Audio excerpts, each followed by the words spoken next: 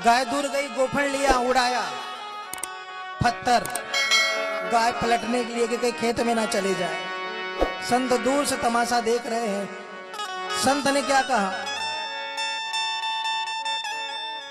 दास सगराम हाथ में हीराया। संत पास में गए और कहा, बेटा क्या कर रहे हो? बोले बाबा गाय चरा रहा हूँ, रोज का काम है। वो तो मैं भी देख रहा हूँ, लेकिन ये क्या उड़ा रहे हो? बोले बाबा ये पत्थर उड़ा रहा हूँ, गाय ना चली जाए तो उसके लिए प्रयोग कर रहा हूँ। तू जानता है क्या चीज है? बोले पत्थर है, रोज का ही काम है, ये थोड़े चमकीले हैं। बोले चमकीले पत्थर नहीं बेटा, ये हीरे हैं। हीरे की खदान को तूने यूं बर्बाद कर दिया। संत ने क्या कहा, दास सगराम हाथ में हीराया, पड़ी नहीं पिछाड़ घाल गोफन में पाया। दास सगराम ने कहा कि यार हीरा तो हाथ में आया था, लेकिन बुद्धि नहीं थी, पहचान नहीं थी, तो गाय को पलटने में गाय न का वाला में प्रयोग करियो। लो निमाड़ी प्रयोग काय में करियो ना, गाय वालना में। ओकी भी कई गलती समझ में नहीं आई रोगो कि पत्थर जगह हीरा छे। सारा हीरा बाबिया जद पाछे रे गयो।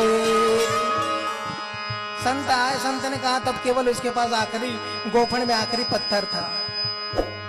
सारा हीरा बाबिया जद पाछे रे गयो, एक पाछे रे गयो एक तब रोयो माथोटे। रोयो माथो टेक येड़ा में घना गवाया। दास कहे हा हीरा हाथ में आया।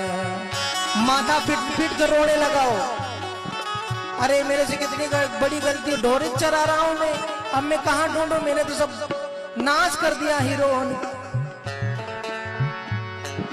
फिर वही बात कि संत कुछ भी लेकर किसी को भी उदाहरण बनाकर कहीं ना कहीं संदेश देते हैं। मनुष्य जीवन भी वही है। ये जो हमारे दिन, ये जो हमारे महीने, जो ये हमारे साल गुजरते जा रहे हैं, यही हीरे हैं। ये एक बार चले गए तो सर को ठोक ठोक के कभी पूरा सर को फाड़ भी डालोगे तो फिर डबल वो अवसर नहीं आने वाला। अब पछताए होत क्या जब चिड़िया चुग गई खेत। करना था तब तो किया नहीं, अब पछताने से क्या होगा? अब तो खाट पे पड़ गया है, बोलने की कंठ में शक्ति नहीं है, समझने की बुद्धि नहीं, देखने के लिए दृष्टि नहीं है। अब क्या देख पाएगा, अब क्या बोल पाएगा? कप नित्य कंठ समायो, नित्य कंठ में कप रहता है, खट खर खर खर करता है। बोलने जाएगा तो स्पष्टीकरण नहीं है, जिभ लड़खड़ा रही है क्योंकि बुढ़ापा आ गया है। बोलना चाहता कृष्ण और निकलता है कृष्ण। क्या करोगे? बुद्धि में वो विवेक अब नहीं है, क्योंकि बुद्धि सटिया गई है, कुछ भी सूझता नहीं है। इसलिए उस संत ने फिर क्या कहा, तूने हीरा सो जन्म गवायो रे, भजन बिना बावरे। तूने हीरा सो जन्म गवायो रे, भजन बिना बावरे। तूने हीरा सो जन्म गवायो रे, भजन बिना बावरे। तूने हीरा सो जन्म गवायो रे, भजन बिना बावरे। भजन बिना बावरे, भजन बिना बावरे। भजन बिना बावरे। तूने हीरा सो जन्म गवायो रे, भजन बिना बावरे। तूने हीरा सो जन्म गवायो रे, भजन बिना बावरे।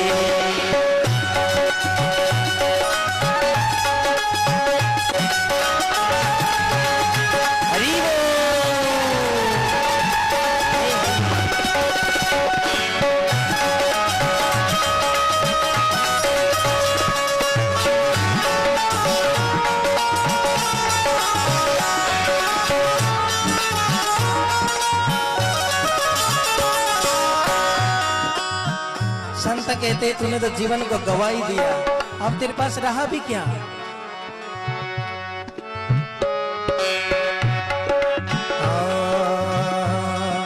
कधी न आयो सत्संगत में, कधी न हर गुण गायो रे, कभी न आयो संत शरण में, कभी न हर गुण गायो रे, कभी न आयो संत शरण में, कभी न हरि गुण गायो रे। संतों के शरण में गया नहीं, क्यों नहीं, क्या हो जाता संतों के शरण में जाता।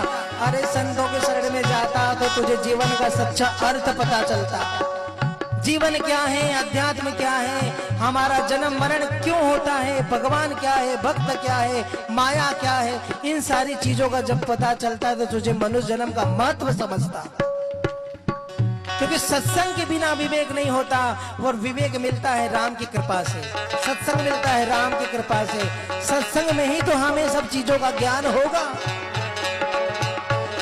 लेकिन तू तो कभी सत्यों के साथ गया ही नहीं, कभी सत्संग किया ही नहीं, कभी हरि की कथा को तूने सुना ही नहीं। कभी न आयो संत शरण